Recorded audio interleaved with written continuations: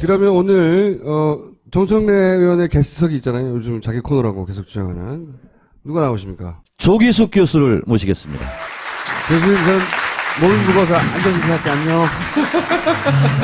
굉장히 이렇게 회오리를 지금 일으키고 있죠.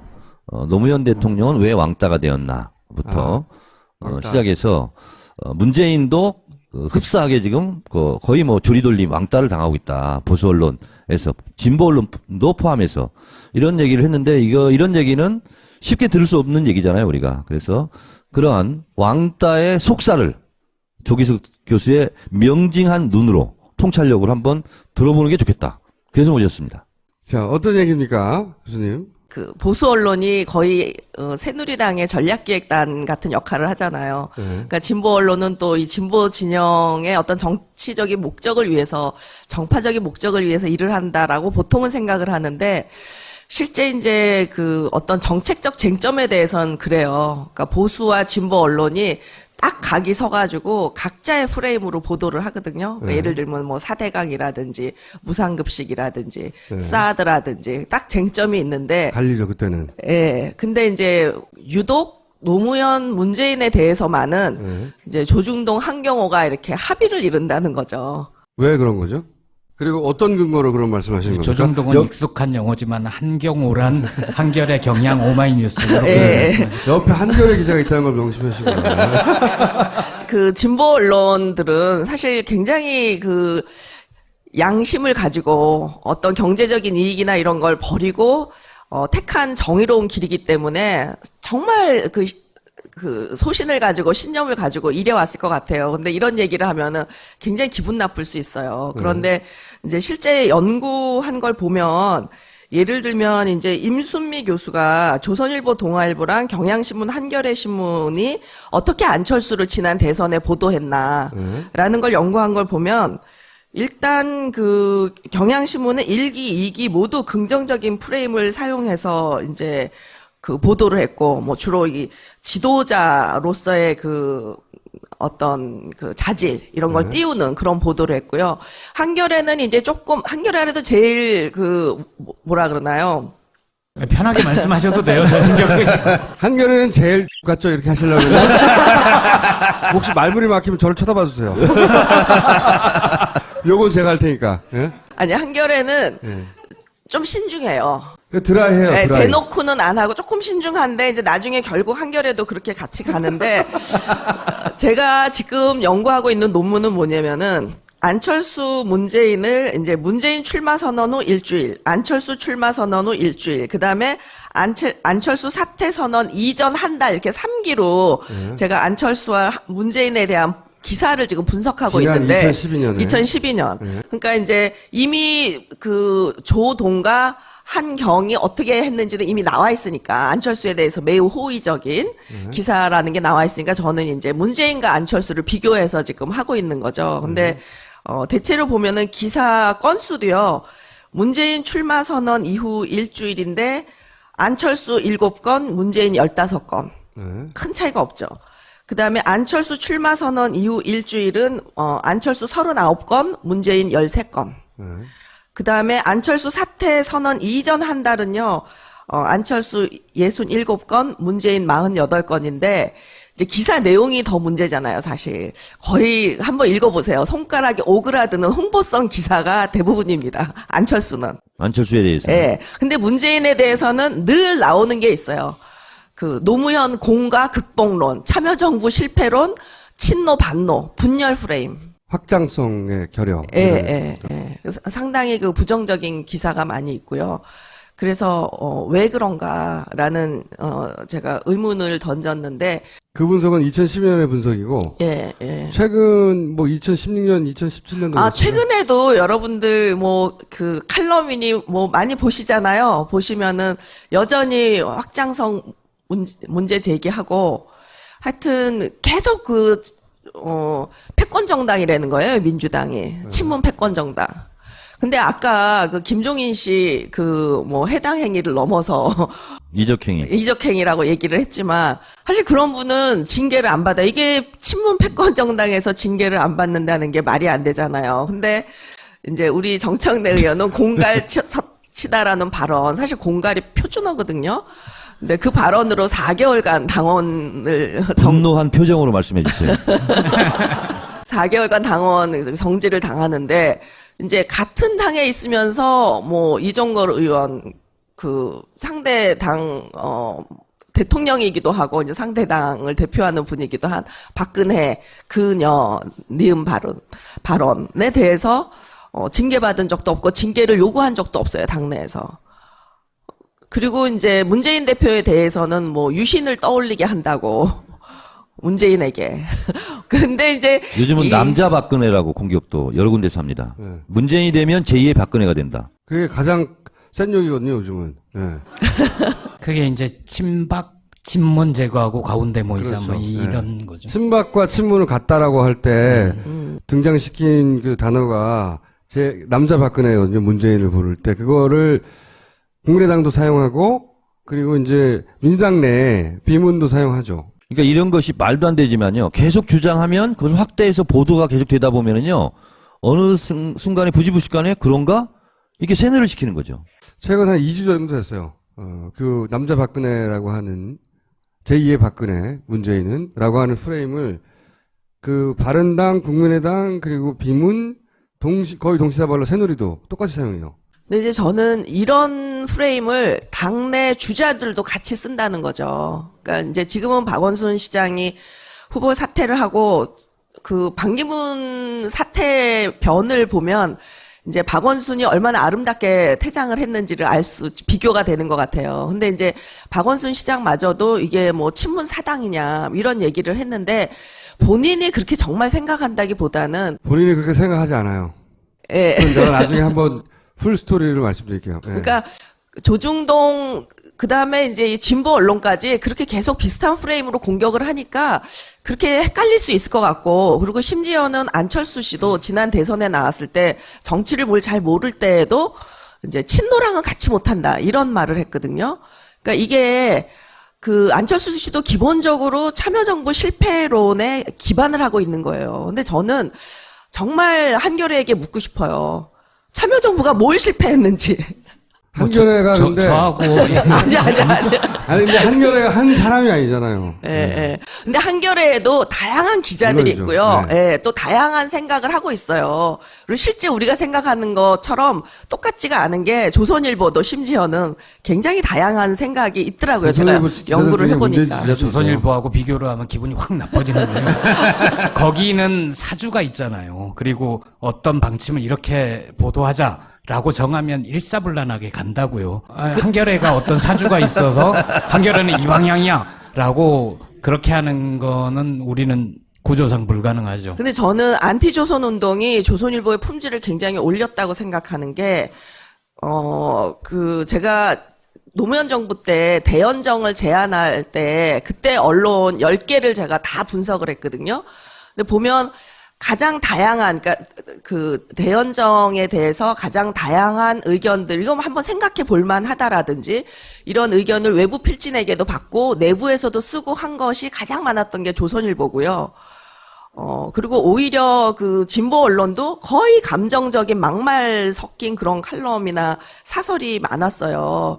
그래서 그나마 한겨레는 조금 덜해서 제가 그래도 괜찮은 언론으로 뽑아서 좀 칭찬을 해줬지만 그 제 책에는 근데 그 다양성이 없었던 것은 한겨레도 똑같았다. 그러니까 이제 이게 기자들이 오히려 조선일보는 안티조선 운동을 그 생각해서 상당히 다양성을 지면에 반영하려고 노력을 하는, 그러니까 오히려 그 반대자들이 신문의 품질을 올려준 데 반해서 이제 저는 사실 청와대 들어가기 전에 참언론 운동을 하면서 한겨레 뭐 참언론 상도 주고 막 이랬었거든요.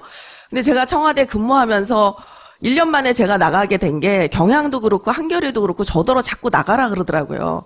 근데 제가 뭘 잘못했는지 모르겠지만 내가 이 공직이라는 건 진짜 희생과 봉사로 하는 건데 내가 뭐 권력을 있다고 쓰는 사람도 아니고 정말 어렵고 힘든 사람들을 위해서 봉사하고 있었는데 그럼 나가지 뭐 내가 여기 있는 게 뭐가 좋아 하면서 근데 그때 얼른 안 나갔거든요. 나가셨어야 돼. 왜냐면 저는 조기숙 때 청와대 홍보소 이게 참 고맙고 계속 해줬으면 좋겠다고 생각한 게 어려운 주제 토론이 있었어요. 그 뭐냐면 원포인트 개헌하고 그 다음에 취재 지원 선진화 시스템. 아무도 안 나가 제가 나갔거든요. 그 다음 날 조기수 홍보수석이 전화가 왔어요. 노무현 대통령도 참 잘 보셨다고 칭찬하더라. 어제 잘했다. 이렇게 저한테 칭찬을 해주셨거든. 그럼 칭찬을 계속 해주셔야 되는데 없어졌어 중간에. 계속 하셨어야지. 조중동이 그런 건 이해하는데 한경호는 왜 소위 그 노무현 혹은 문재인에 관해서만은 그렇게 관대하지 않은가? 혹은 관대하기까지 바라지 않는데 지나치게 야박한가? 제 생각에는 진보 언론이 좀 이런 게 있는 것 같아요. 양심 결벽증.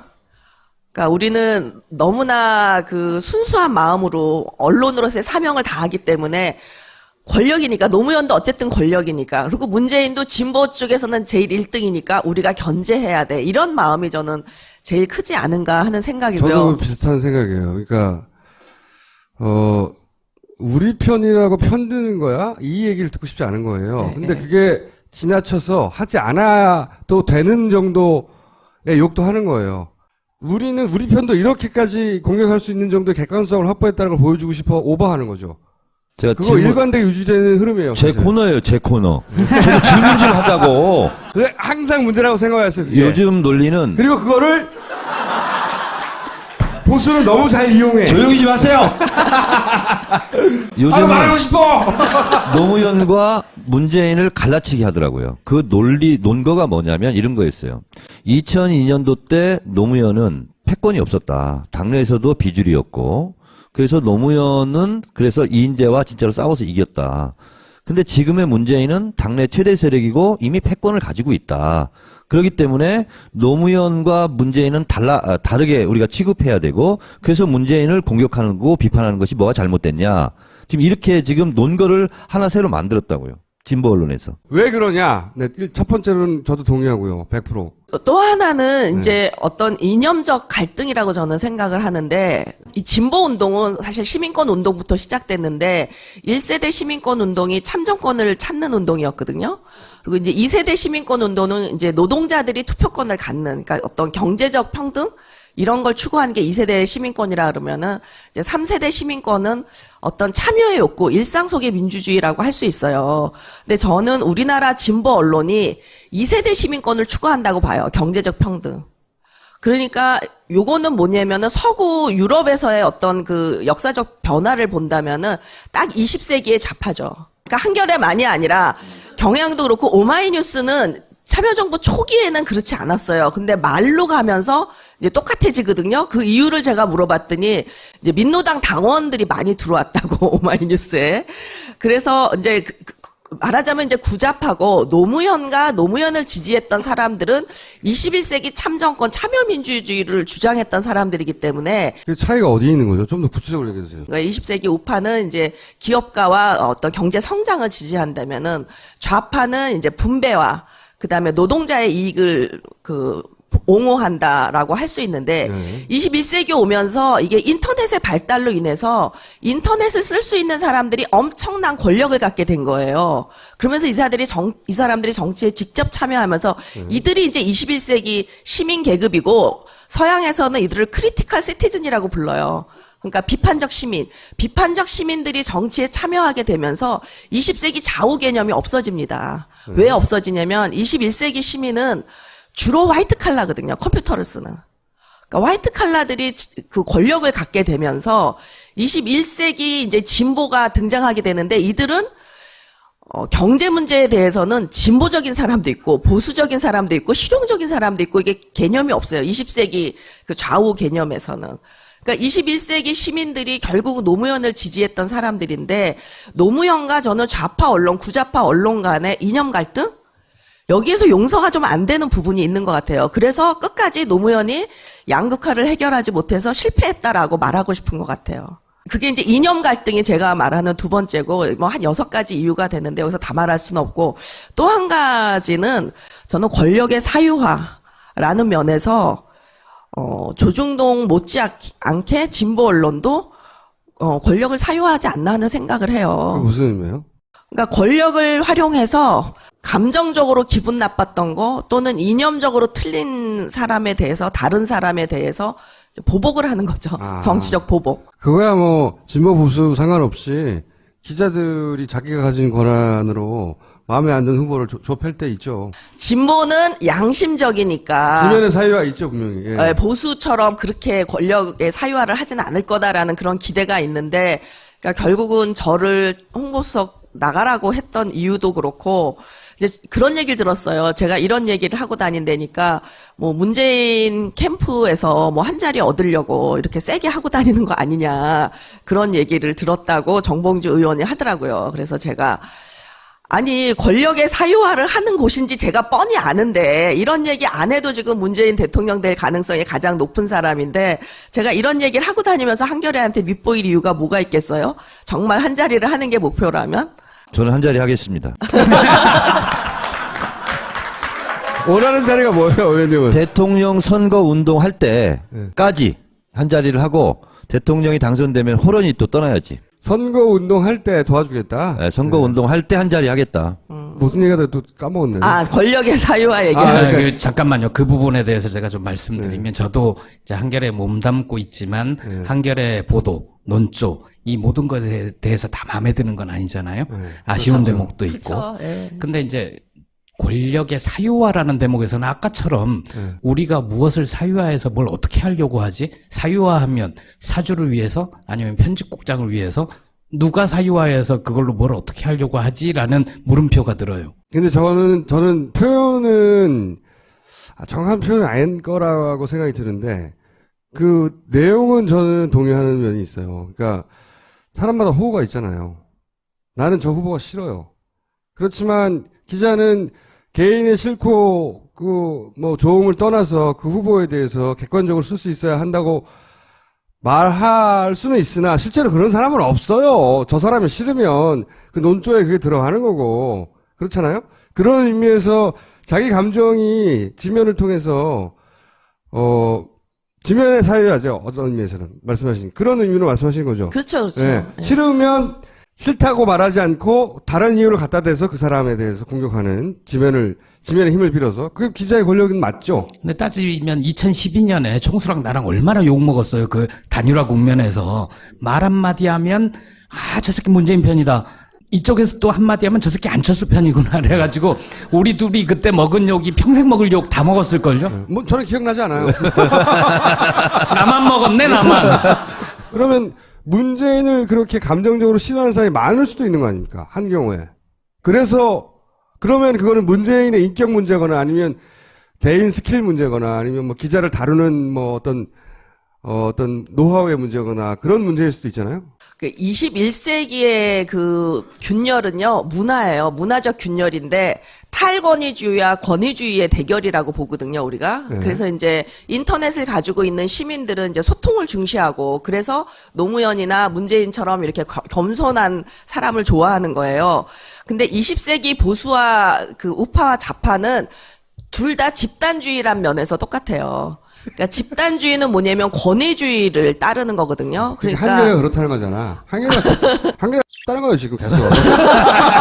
아니 그게 아니라 이제 그 기자 사회의 그 시스템. 그러니까 가르치고 이 도제식으로 이렇게 하는 시스템, 선후배 기수, 그런 이게 면이 없다고 할수 굉장히 없을 것 중요한 같아요. 이 조직 문화에서는 권위주의에 익숙할 수 있어요. 그러면은 탈권위주의적인 사람이 우습게 보여요. 그러니까 권위주의라는 건 뭐냐면은 좀 힘있어 보이고 무서운 사람한테, 민주당 보세요. 김종인 씨 들어왔는데 끽 소리도 못하고 선거하잖아요. 공천을 그렇게 해도. 그때는 공천권이라는 게 있으니까요. 근데 어쨌든 그 문재인은 당대표로서 공천권을 가질 수도 있었던 사람인데 그렇게 온 힘을 다해서 쫓아내잖아요. 그러니까 탈권위주의적인 사람은 안 무서워.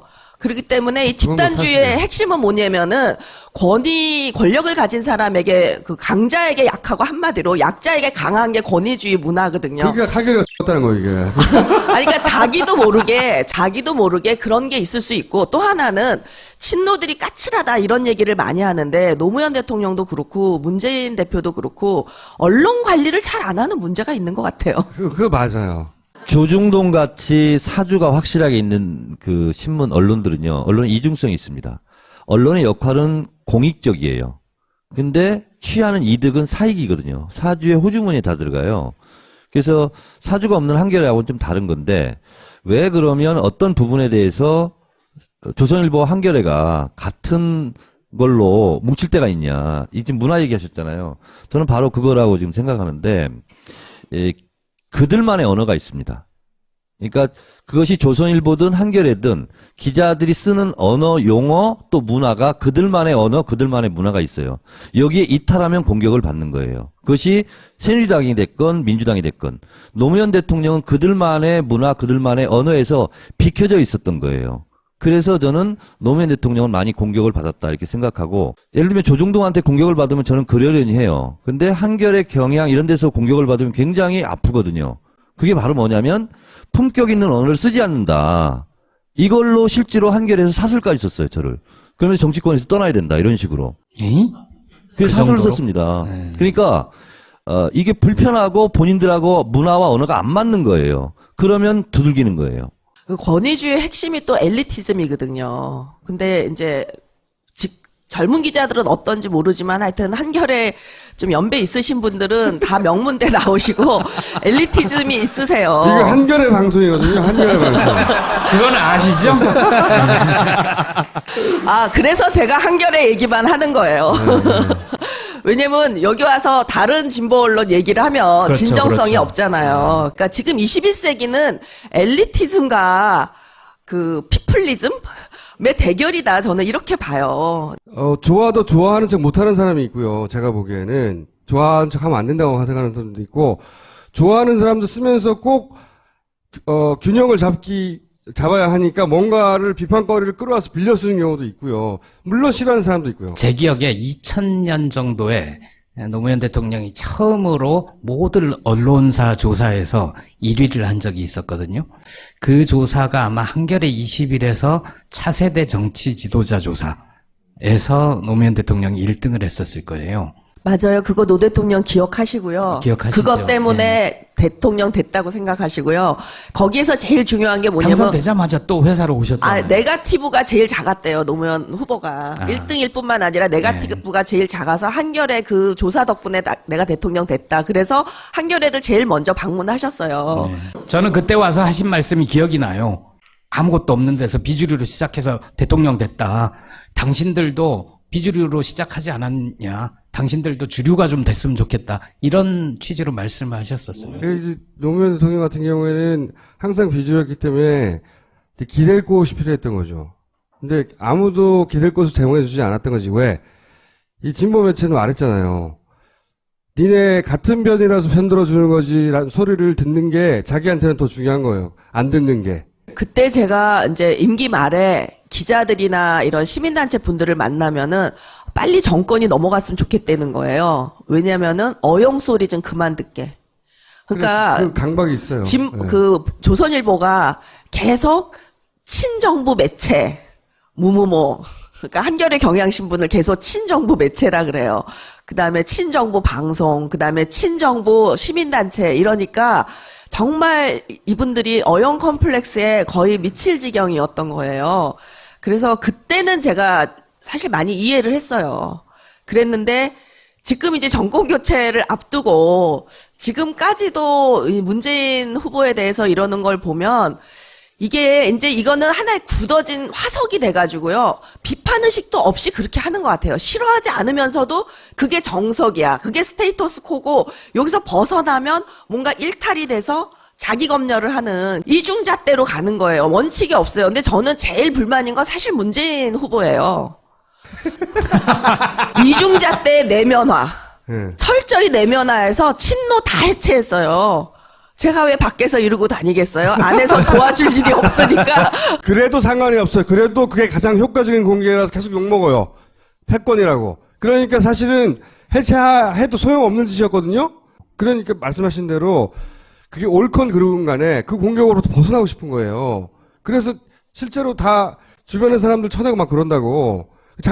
실제 자기 사람이 별로 없어요. 그 옆에 패권도 없어.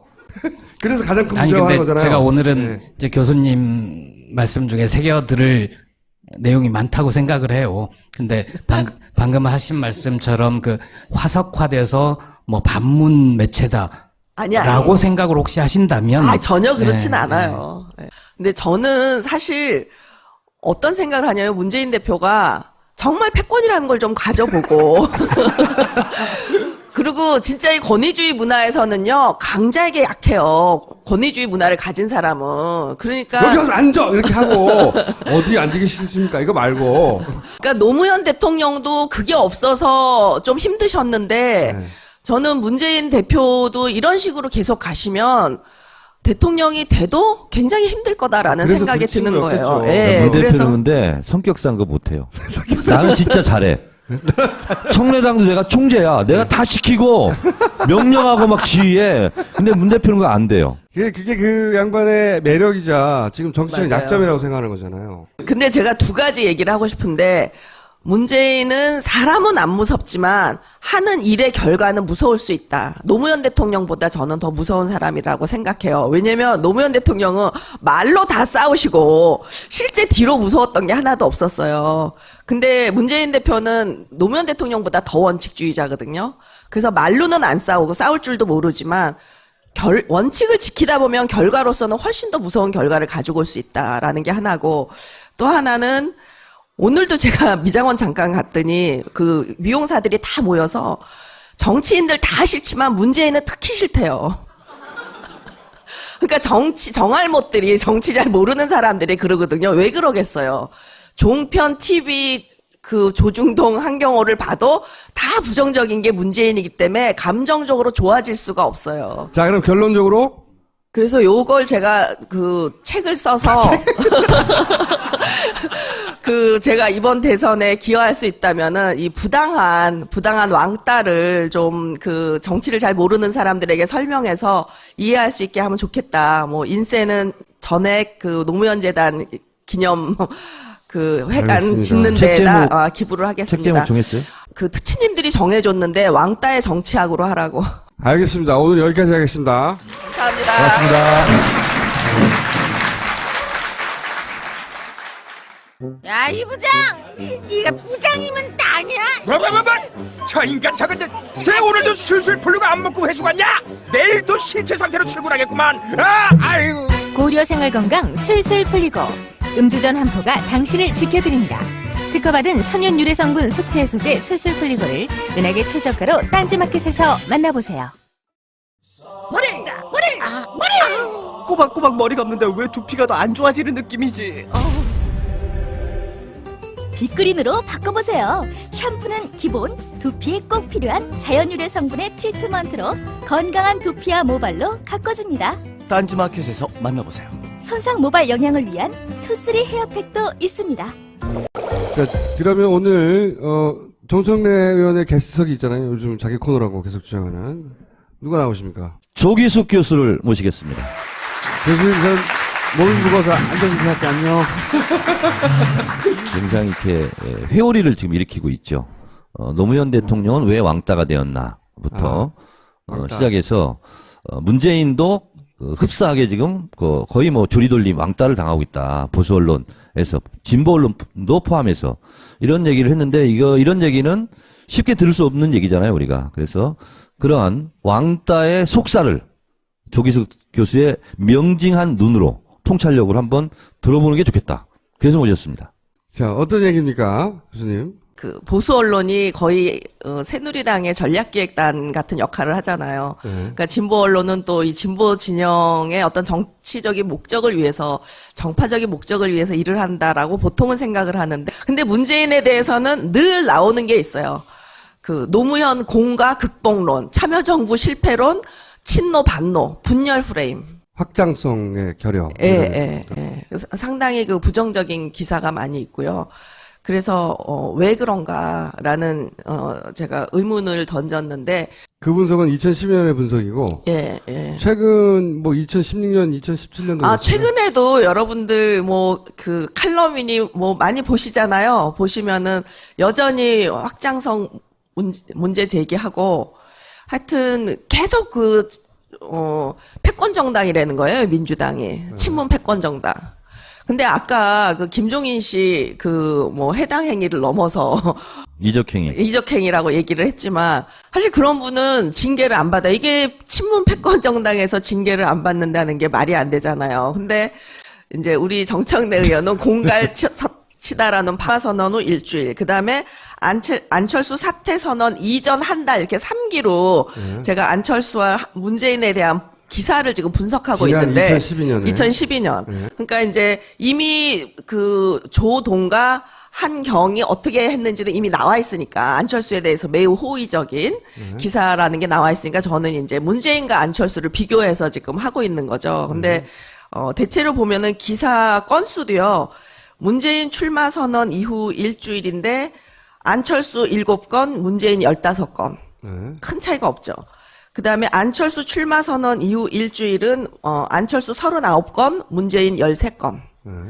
그 다음에 안철수 사퇴 선언 이전 한 달은요, 안철수 67건, 문재인 48건인데, 이제 기사 내용이 더 문제잖아요, 사실. 거의 한번 읽어보세요. 손가락에 오그라드는 홍보성 기사가 대부분입니다. 안철수는. 안철수에 대해서. 예. 예를 들면, 이제 임순미 교수가 조선일보, 동아일보랑 경향신문, 한겨레 신문이 어떻게 안철수를 지난 대선에 보도했나라는 걸 연구한 걸 보면, 일단 그 경향신문은 1기, 2기 모두 긍정적인 프레임을 사용해서 이제 그 보도를 했고, 뭐 주로 이 지도자로서의 그 어떤 그 자질 이런 걸 띄우는 그런 보도를 했고요.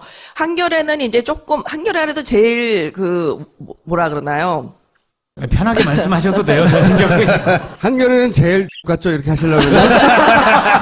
혹시 말문이 막히면 저를 쳐다봐 주세요. 요건 제가 할 테니까. 예? 아니, 한겨레는 예. 좀 신중해요.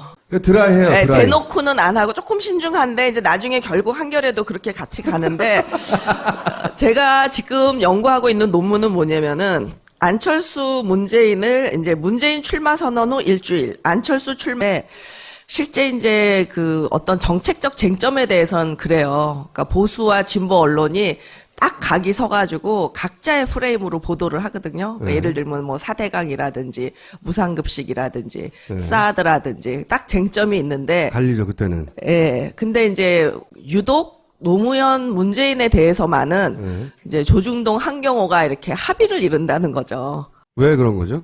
그리고 어떤 근거로 그런 말씀하시는 겁니까? 조정동은 익숙한 용어지만 한경호란 한겨레 경향 오마이뉴스 이렇게 예. 말씀하시죠. 옆에 한겨레 기자가 있다는 걸 명심하시고.